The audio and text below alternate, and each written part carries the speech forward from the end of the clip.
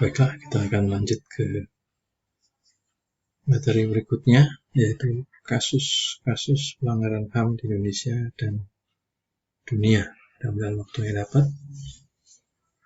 Pengertian pelanggaran HAM dalam Undang-Undang Nomor 39 Tahun 1999 Pasal 1 bahwa pelanggaran HAM adalah setiap perbuatan seorang atau kelompok orang termasuk aparat negara baik disengaja ataupun kelalaian yang secara melawan hukum, mengurangi, menghalangi, dan atau mencabut hak asasi manusia seorang atau kelompok orang yang dijamin oleh undang-undang dan tidak mendapatkan atau dikhawatirkan tidak akan memperoleh penyelesaian hukum yang adil dan benar berdasarkan mekanisme hukum yang berlaku. Pasal 104 ayat 1 disebutkan tentang pelanggaran HAM berat meliputi pembunuhan massal atau genosid, pembunuhan sewenang-wenang atau putusan di luar pengadilan, arbitrasi, penyiksaan, penghilangan orang secara paksa, perbudakan atau diskriminasi yang dilakukan secara systematic discrimination. Bentuk-bentuk pelanggaran HAM. Yang A. Diskriminasi. Diskriminasi adalah suatu pembatasan, pelecehan atau pengucilan yang langsung maupun tidak langsung didasarkan pada pembedaan manusia atas dasar agama, suku, ras, etnik, kelompok, golongan, jenis kelamin, bahasa, keyakinan, dan politik. Penyiksaan. Penyiksaan adalah suatu perbuatan yang dilakukan dengan sengaja sehingga menimbulkan rasa sakit atau penderitaan baik jasmani maupun rohani pada seseorang untuk memperoleh pengakuan atau keterangan dari seorang atau orang ketiga. Dari bentuknya HAM ada 2, diskriminasi dan penyiksaan. Yang berikutnya adalah sifat pelanggaran HAM. Yang pertama, pelanggaran HAM berat. Termasuk kategori pelanggaran HAM berat yaitu pelanggaran HAM yang berbahaya dan mengancam nyawa manusia. Contoh, pembunuhan, penganiayaan, perampokan, perbudakan, penyanderaan, dan lain-lain. Pelanggaran HAM ringan. Termasuk pelanggaran tahap ringan yaitu pelanggaran HAM yang tidak secara langsung mengancam keselamatan jiwa manusia, tetapi dapat berbahaya jika tidak segera ditanggulangi.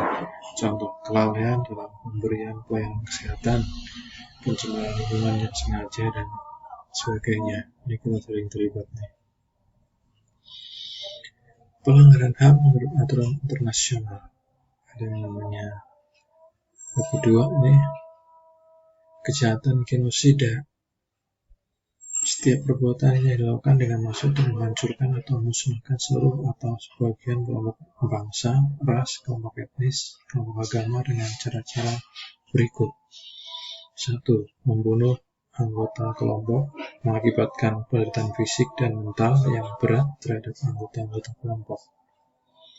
Yang kedua, menciptakan kondisi kehidupan kelompok yang dapat mengakibatkan kemusnahan secara fisik baik seluruh ataupun sebagiannya. Yang keempat, memaksakan tindakan-tindakan yang bertujuan mencegah kelahiran di dalam suatu kelompok dan memindahkan secara paksa anak-anak dari kelompok tertentu ke kelompok lain. Selain kejahatan genosid, ada juga pelanggaran internasional yaitu kejahatan terhadap kemanusiaan. Kejahatan terhadap kemanusiaan, perbuatan yang dilakukan sebagai bagian dari serangan yang meluas atau sistematik yang diketahui bahwa dampak dari serangan tersebut ditujukan secara langsung terhadap penduduk sipil berupa pembunuhan, pemusnahan, perbudakan, pengusiran atau pemindahan penduduk secara paksa, perampasan kemerdekaan atau perampasan kebebasan fisik lain secara sewenang-wenang yang melanggar ketentuan pokok hukum internasional, penyiksaan, perkosaan, perbudakan seksual, pelacuran secara paksa, pemaksaan kehamilan, pemandulan atau sterilisasi secara paksa, atau bentuk-bentuk kekerasan seksual lain yang setara, penganiayaan terhadap suatu kelompok tertentu, atau pergumulan yang didasari persamaan pada paham ras, politik, kebangsaan, etnis, budaya, agama, jenis kelamin, atau alasan lain yang telah diakui secara universal sebagai hal yang dilarang menurut hukum internasional, penghilangan orang secara paksa, dan kejahatan apartheid. Apartheid ini adalah perbedaan warna kulit. Berikutnya, faktor-faktor penyebab pelanggaran HAM. Faktor-faktor penyebab pelanggaran HAM ini ada dua, yaitu faktor internal dan eksternal. Kita akan lihat faktor internal, boleh lihat di halaman 16 di sana. Faktor internal yang didorong untuk melakukan pelanggaran HAM yang berasal dari diri pelaku pelanggar HAM. Di antaranya salah satu, sikap egois atau terlalu mementingkan diri sendiri. Sikap ini akan menyebabkan orang untuk selalu menuntut hak, sementara kewajibannya sering diabaikan. Seorang yang punya sikap seperti ini akan menghalalkan segala cara agar supaya haknya dapat dipenuhi, meskipun caranya tersebut dapat melanggar hak orang lain. Yang kedua, rendahnya kesadaran HAM. Hal ini akan menyebabkan pelaku pelanggaran HAM berbuat seenaknya. Pelaku tidak mau tahu bahwa orang lain pun mempunyai hak asasi manusia yang harus dihormati. Sikap tidak mau tahu ini berakibat munculnya sikap atau tindakan penyimpangan terhadap hak asasi manusia. Yang ketiga, sikap tidak toleran. Sikap ini akan menyebabkan munculnya saling tidak menghargai dan tidak menghormati atas kedudukan atau keberadaan orang lain. Sikap ini pada akhirnya akan mendorong orang untuk melakukan diskriminasi kepada orang lain. Jadi faktor internal, berikutnya faktor eksternal. Eksternal meliputi 4. Yang pertama, penyalahgunaan kekuasaan. Di dalam masyarakat terdapat berbagai macam kekuasaan. Kekuasaan ini tidak hanya menunjuk pada kekuasaan pemerintah, tapi juga bentuk kekuasaan lain. Contoh, kekuasaan dalam perusahaan. Orang pengusaha tidak memberikan hak-hak buruhnya sehingga terjadi demo dan sebagainya, seperti yang terjadi belakangan ini. Yang kedua, ketidaktegasan aparat penegak hukum. Aparat hukum tidak tegas sehingga menimbulkan HAM itu terpinggirkan karena ada faktor tertentu sehingga mendorong timbulnya pelanggaran HAM dalam masyarakat oleh penegak hukum yang tidak konsisten karena ada faktor tertentu yang mengakibatkan dia melanggar. Yang ketiga, faktor eksternal, yaitu penyalahgunaan teknologi. Kemajuan teknologi dapat memberikan pengaruh yang positif, tapi juga dapat memberikan pengaruh yang negatif, sehingga memicu timbulnya kejahatan. Kita pernah dengar ada penculikan dan ada berita-berita hoax yang ini juga akibat dari penyalahgunaan teknologi yang terjadi sehingga membuat kisruh, padahal orang tidak tahu apa artinya itu sesuatu. Misalnya Omnibus Law yang sedang ramai, orang belum tahu namun ikut demo dengan alasan buruh tidak dihargai dan segala macam. Yang keempat, kesenjangan sosial dan ekonomi yang tinggi. Kesenjangan menggambarkan terjadinya ketidakseimbangan yang mencolok dalam kehidupan bermasyarakat. Pemicunya adalah perbedaan tingkat kekayaan atau jabatan yang dimiliki. Apabila hal tersebut dibiarkan akan menimbulkan terjadinya pelanggaran HAM, misalnya perbudakan, pelecehan, perampokan, bahkan pembunuhan. Berikutnya contoh kasus pelanggaran internasional. Kejahatan genosida atau the crime of genocide, contoh tragedi Mai Lai tanggal 16 Maret 1968 di Vietnam. Yang kedua, tragedi Satira pada September 1982 di Beirut, Lebanon. Kejahatan melawan kemanusiaan atau crime against humanity, contoh pembunuhan rakyat Uganda. Yang kedua, pembunuhan rakyat di Kamboja.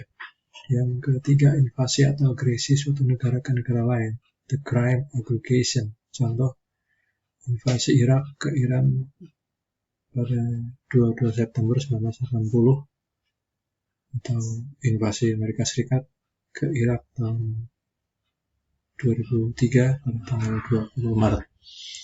Berikutnya, kejahatan perang, war crimes. Kejahatan perang meliputi semua pelanggaran terhadap perlindungan yang telah ditentukan oleh hukum perang dan juga mencakup kegagalan untuk tunduk pada norma prosedur atau pertempuran, seperti menyerang pihak yang telah mengibarkan bendera putih atau sebaliknya, serta menggunakan bendera perdamaian sebagai taktik perang untuk mengecoh pihak lawan sebelum berperang. Contohnya, pelanggaran Palestina Israel, kejahatan rezim Adolf Hitler, pelanggaran HAM di Uni Soviet terhadap Afghanistan, kemudian tahun 1924 di Italia, tahun 1960 di Republik Afrika Selatan, dan tahun 1992 tahun 1995 di Serbia dan Bosnia. Begitu kira-kira. Selanjutnya mengenai pelanggaran HAM ditinjau dari perspektif Pancasila. Sila pertama, agar menempatkan Tuhan sebagai makhluk, sebagai ciptaan manusia, sebagai ciptaan Tuhan yang berhak dihargai, seringkali dilanggar. Sila kedua, kemanusiaan, seringkali tidak menghargai manusia lain sehingga memandang manusia yang lain lebih tinggi sehingga terjadi pelanggaran tergantung martabat yang ada di tiap manusia. Sila ketiga, persatuan. Dalam persatuan ini merasa berbeda dari lintas agama, suku, ras, antar golongan, dan yang lainnya. Sila keempat, adanya musyawarah, yaitu untuk kebersamaan, keluargaan, dan gotong royong. Sila kelima, menciptakan keadilan, namun pada prakteknya terjadi pelanggaran sehingga orang lebih menyukai untuk keuntungan diri sendiri. Demikian materi pada video yang kedua. Kita akan masuk ke soal-soal. Yang pertama, apa yang dimaksud dengan pelanggaran HAM? Yang kedua, sebutkan dan jelaskan sifat pelanggaran HAM. Yang ketiga, apa yang dimaksud dengan kejahatan genosida? Yang keempat, sebutkan faktor internal dan eksternal penyebab pelanggaran HAM. Yang kelima, berilah 5 contoh kasus pelanggaran HAM di Indonesia yang terjadi akhir-akhir ini.